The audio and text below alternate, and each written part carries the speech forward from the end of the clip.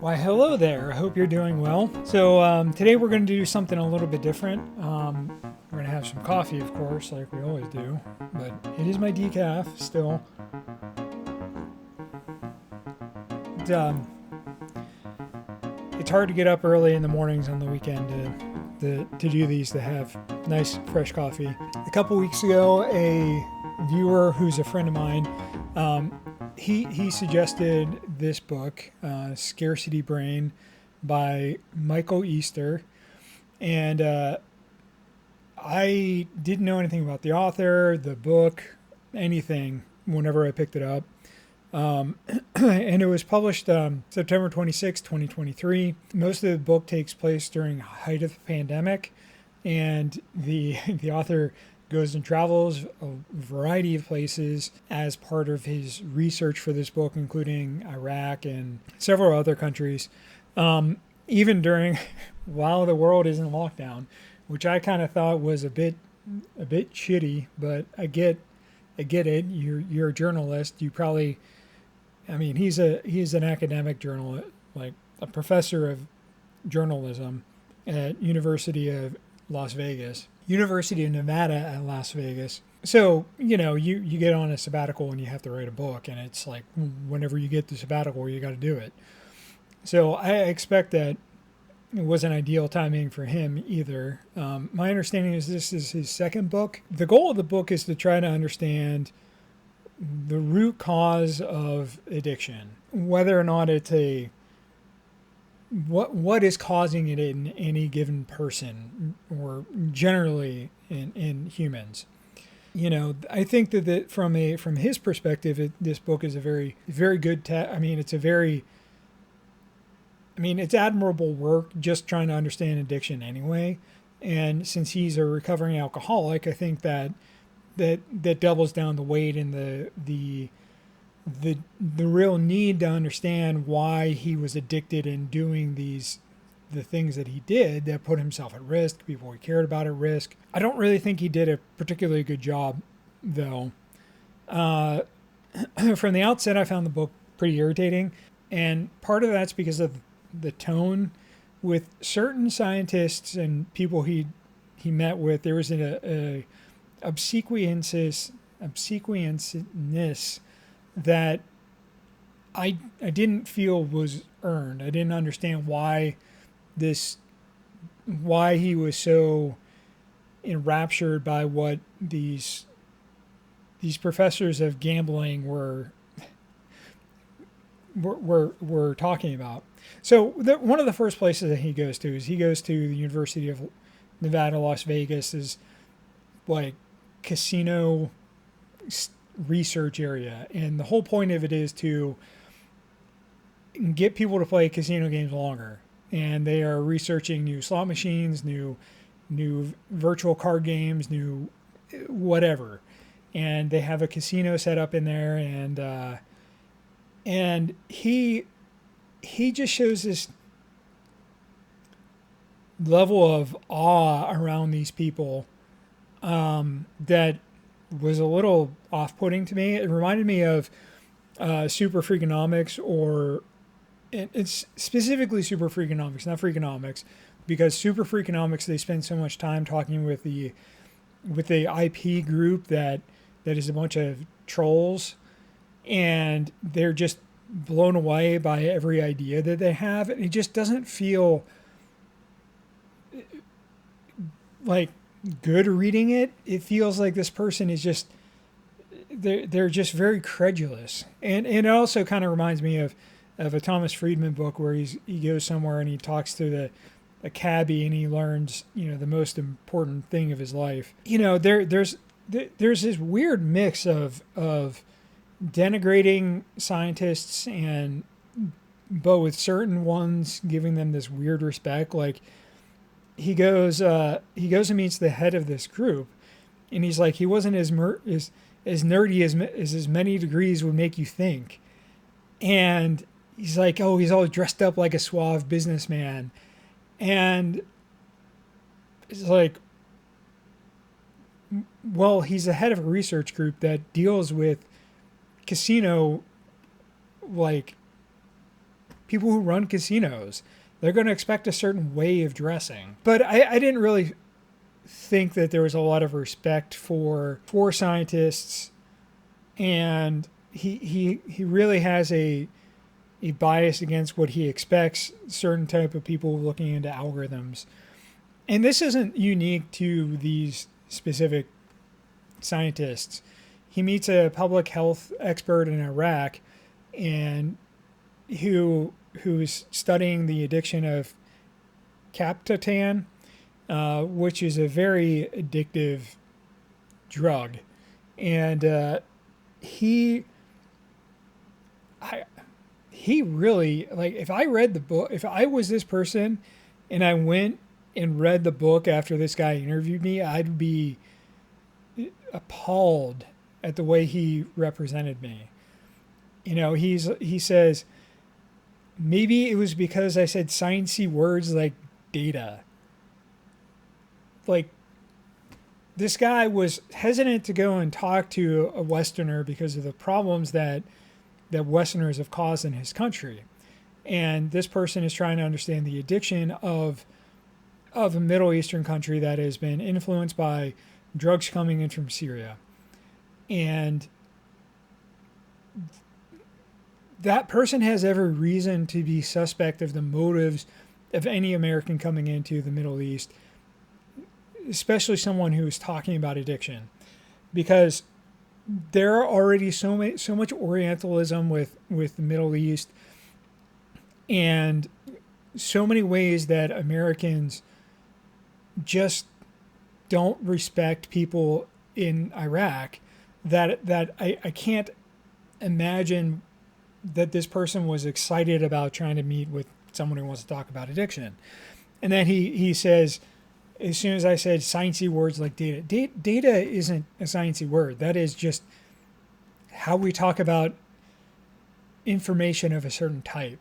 And that being the reason why you think this public health official was willing to talk to you because you said a sciencey word is very insulting to him. What is the point of this book? And the point of the book is that his central argument is that humanity evolved a scarcity brain, or scarcity loop specifically, where we will try and seek something that gives us a certain kind of kick, like where we'll be looking for something like that gives us a certain kind of kick. It interacts with our dopamine responses, and it encourages us to continue looking for the next, through the next bush to see if we're going to find some prey.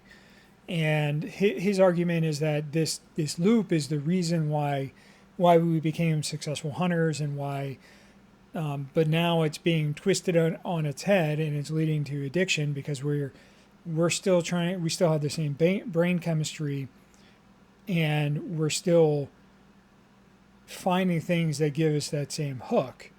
And that's why, the bells and whistles of a slot machine are exciting, especially as as you start to see things, fall, that you might get the jackpot.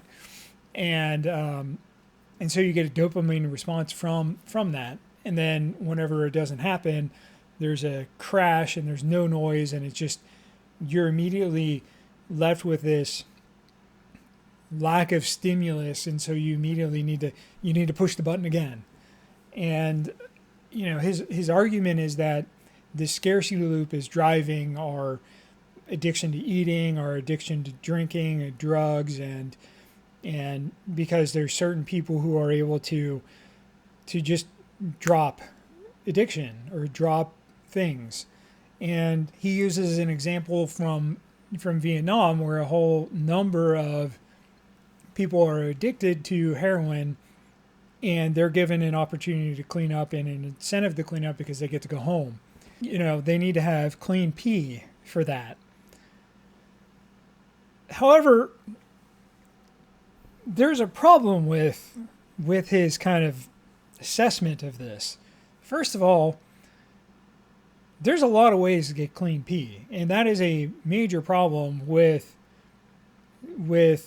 drug tests right now. And that is why, if you are in a program and you have to be made sure that you're clean, that is why they will have somebody go in and watch you pee, because they want to guarantee that is your pee. And in the 70s, that level of sophistication around things didn't really exist. And I don't know, maybe it was there, but it's very likely that they could have bought somebody else's pee. There would have been all sorts of incentives for doing it. And there's also, I mean, with the spike of addiction on whenever the vets came back, there was a incentive for them to be temporarily sober, and with how many reoffended or whatever you want to, like, fell back into their addiction, it's not like it was a successful effort to remove people. So I think we have to look at some of his arguments with suspicion, because I don't think he really dug deep into those sorts of examples. I mean, we had a neighbor that wrote a book called Dual Diagnosis, where her argument in that book was that PTSD and addiction are essentially the same thing. That you have an increased rate of addiction because of your PTSD, and your PTSD leads you to have higher rates of addiction. And in books like The Body Keeps the Score, there's a lot of evidence for that. The author of that book, he actually was part of the committee that created the term PTSD in his studies of returning vets. And he did a lot of research into how you could eliminate risky behavior, because there's vets who were straight, who would go do risky behavior and have sex with men.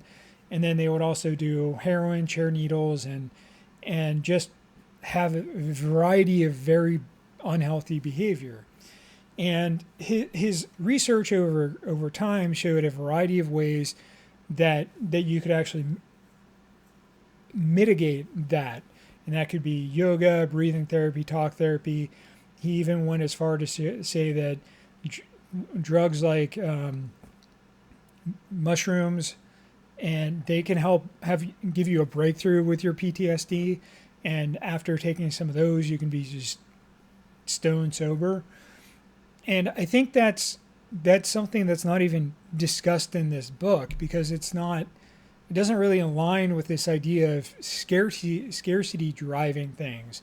That we need the scarcity to this history of scarcity and lack of things driving it. And he goes to talk about this group of people in the Pacific Northwest. They were a native tribe who had this event called a potlatch, which I think is where our term potluck comes from. And it's a big event where the richest person in this community put on a lavish event for everybody. And he talks about this idea of schismogenesis, which is this idea of groups using another group to define themselves. So defining themselves against somebody else. And you can see that in America now with the MAGA folks and the resistance. But at that time, there was a group that really did hold themselves up against that group, and vice versa, to say, I don't want to be like them. I don't want to have slaves like those people do. I don't want to enslave people, because they would raid villages and then they would capture people, and those people would be enslaved. Red Wheel of Time. It's very much like in the ideal, the people, whenever they get touched with a hand in combat instead of with a weapon, they become essentially a slave for at least a year. It's the same idea, same sort of thing. So this group is really about excess in a way that isn't really natural, and it leads to this hierarchy where the more you have, the more you get, the less you have, the less you get. And it drives a reason for people to move up the social ladder in a lot of ways. And he talks about this from the book, The Dawn of Everything by David Graeber. You know, I was reading this and this Scarcity Brain book, and a lot of the things that he was talking about didn't match with what my understanding with Graeber was, because we've really learned over the years that a lot of, like in the Eastern Woodland Cathedrals, which is like, you know, Pennsylvania area, people weren't farmers because they were doing a lot of grooming of the land, and they actually had a lot of different, they had very plentiful like wild berries and nuts and things like that they tended to make sure they had the food they needed. And they also leveraged the fact that they could grow berries in certain areas, and they would use that to make it easier to hunt deer. And so there, because of the way that we actually hunted and gathered as we stayed in regions for a longer period of time, that scarcity drive would have gone away, or it wouldn't have been permanent. I mean, we even have records in the in deserts of, they're called kite fields, where there's these massive kilometer-long tracts of rocks where the hunters would chase after antelope and funnel them through these rocks. And because of the way the antelope work is that they're not going to try and jump over these rocks for whatever reason. And so what happens is they get funneled towards a wall, eventually what looks like a wall, but it's a far enough away that the animal can't jump out over this funnel, and they all get funneled in a very small area, and it becomes a very small killing area where the hunters are it's very easy for them to kill a number of these animals. And it's kind of similar to the idea of like chasing bison off a cliff or whatever. Just a different approach because of the landscape and the type of animals. And so those sorts of things would enable hunter-gatherers to build large amounts of food that can last long periods of time, because you can smoke it, you can salt it, you can do all sorts of things. And I didn't really agree with a lot of the things that Easter was saying, because I've read all these things. And whenever Easter starts talking about this group about in the Pacific Northwest, I was like, okay, he's going to talk about the other group that compares with that, because he mentions schismogenesis, but he doesn't go on to talk about who that group is even compared to. And I think that's because it actually doesn't support his model at all. In a very Eurocentric manner, the group that is in California that was kind of the comparison between this group in the Pacific Northwest, they've been somewhat, again, Eurocentrically described as the Protestant Native American tribes. They're very, very much about the work ethic. They're very much about moderation. You could see that there was essentially a temperance type movement with them. They used money essentially, but the money didn't pass down. It was burned whenever the person died. And so there's ways to accumulate wealth, and you do that through doing work, by working hard, which is very different than what the tribes in the Northwest were doing, because they often were able to, they would go out on these whale hunts, and most of the time they were taken care of by enslaved people.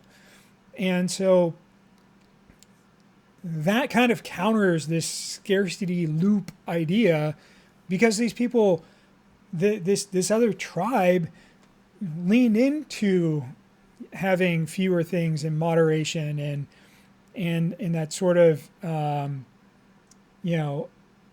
aesthetic. I thought that this was a very interesting comparison and way of understanding how different cultures and regions can form, and why you get such tension between nations. And it's because they're comparing themselves and saying that we would never stoop to having slaves, sort of thing. I think there's another reason why I find this particularly frustrating, because if you think about the gambling and the way that we look at gambling in video games and gambling at casinos, and we want to try and protect kids from gambling, because we know that kids don't have the control that they need to stop gambling, and there's a lot of people who are unable to do that because they're neurodivergent or some other sort of thing. And it's really there's a lot of pressure on society to maximize profit and to extract as much money from people as possible. And that you see that especially in video games. And that's where the idea of loot boxes came from, and keys. And like, if you look at the gambling that's going on with Steam, that's all loot box driven and key driven, and it's a gamble essentially. And that is driven entirely by shareholder value and return on shares. And that's not discussed at all. Like, there's no motive for the casino companies besides providing you entertainment and getting you to play longer and, a little hook. But there's not like a study on the gambling industry. What is the effects on communities, and what are the effects on alcoholism and things like that? Where does the money go? And because if you look at where the money goes, it doesn't stay. Like, even in the tribal casinos that have been popping up to try and help, bring some of these native tribes out of poverty, they don't get a lot of the money. They get a certain percentage of it, and the rest of it leaves their community. And it's their community members who are the ones who are in there gambling. None of that is discussed. It's all about the scarcity brain, and he talks about that one of the researcher who's really leading this, who's one of the key top researchers in driving better performing gambling games, he says that it's unfortunate when people become addicted to gambling. I feel bad for them. That is like how he's letting this guy off the hook. Oh, he feels bad. He feels bad for the damage he caused. That person is doing something that is intentionally harmful, that is feeding into a system that is driving people to harm. There are people who get into such bad situations that they are likely to commit suicide. And he says that he feels bad for them. That's not taking responsibility for what he's doing. You intentionally manipulated them in such a way that you exploited them and then fleeced them. The incentives for the casino, to making a game better for a casino, is what's driving his research. You feel bad when that person's crushed under the weight of a casino. It's not even a fair comparison. I mean, even if, regardless of whether the scarcity brain idea is correct, or if it's something else, that there's a likelihood of addiction with a certain set of people, that is being exploited, and that's not right. So yeah, like I said, I think that this is a very intentional part of the book to leave it up to the individual, that we've evolved this individual mind, and it's our fault because of the scarcity brain. Our brain is broken, and there's nothing to be done about it. I think that this is partially because he has a he's really bought into the capitalism, neoliberalism, and considering he describes a woman named Barry Weiss as a public intellectual who a lot of people on the left think is a very far right person. And I don't think anybody on the left would call her a public intellectual. So, at least he's center right. And I think that a lot of what he's saying in this book with his disdain for addicts, even though he is one, his disdain for science, generally points to me that he's a relatively conservative person. That this book helps with the neoliberal project. And I think in a lot of ways, like I said, it talked about my neighbor. I think in a lot of ways, the scarcity brain is really a reflection of scarcity or of anxiety and depression. And a lot of what seems to drive Easter is that society is giving him signals that we need more and more, and that because of that, he thinks that he needs more and more. And one of the things that I've read about in Johann Hari's Lost Connection is that having a misalignment between your values and societal's values can increase depression. And finding groups of people who have alignment with your values can eliminate a lot of that sort of depression and reduce your likelihood of being an addict. And the Benedict monks that he goes and spends time with essentially kind of prove that point, because they are a community that doesn't want, that encourages you to have minimal things, and that it kind of encourages you to go and do things where you are out working. And one of the things that is included in Harry's book is that a group of doctors in Britain, including the one doctor I talked about before with Body Keeps the Score, they prescribe gardening as a help for depression, and doing it in a community with another group of people. And that has helped people with crippling anxiety and people with severe eating large amounts of food and all of that. And I think that that's really a lot of what Easter is misunderstanding, is scarcity brain, is a misalignment in values between what a lot of people would want in their life and what's being done in life. A perfect example is what's happening right now with the big, beautiful bill from Trump. They're going to gut Medicaid and Medicare and food stamps and add all these work requirements. Those are extremely popular programs. And there's a misalignment between what our leadership is doing and what our general society wants. And that is making people upset. So I think I'm going to leave it there. I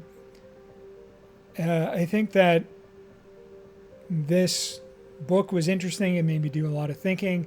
I didn't like the book. I didn't like what the author was saying. I didn't think it was particularly well researched. I thought he was kind of myopic, and he had this theory, and he was shaping his research to prove that theory. And I would argue, reading Graeber's book, that he pretty well cherry picked that book and to prove his point rather than to more broadly interrogate his point. I want to thank you so much for watching.